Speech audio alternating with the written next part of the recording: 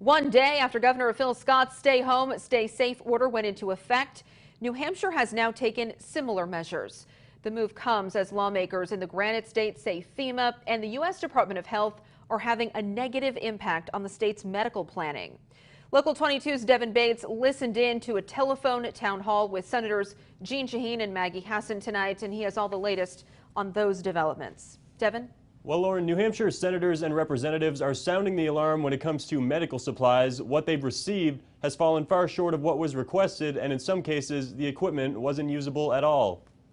As of Thursday night, 22 states have issued stay-at-home orders in an effort to limit community spread of COVID-19, New Hampshire now among them. Essential businesses will remain open, and the move comes after 200 House Democrats sent a letter to Governor Sununu urging him to take action.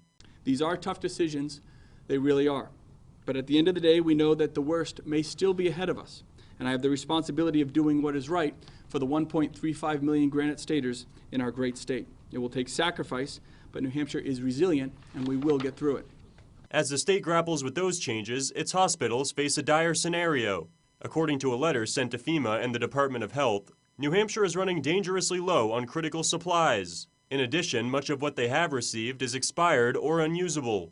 Senators Jeanne Shaheen and Maggie Hassan held a telephone town hall Thursday night, and an essential employee asked them when those supplies might become available. We are trying to do everything from supporting local innovators and businesses who are trying to meet the needs here, as well as push the administration to use its authority more effectively. I share your frustration, and it's really important that you all keep speaking up. I know when you're on the front lines, it's kind of the last thing you should have to do, but it does make a difference when you're speaking up. The $2 trillion relief package would send $1.25 billion to New Hampshire for response efforts. Another caller said $1,200 won't be enough to make it through the pandemic without work, and wondered if there's other efforts on the way.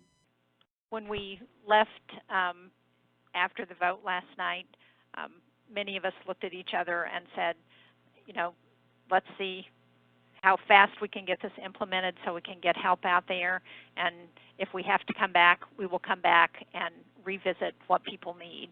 So I think the answer is yes.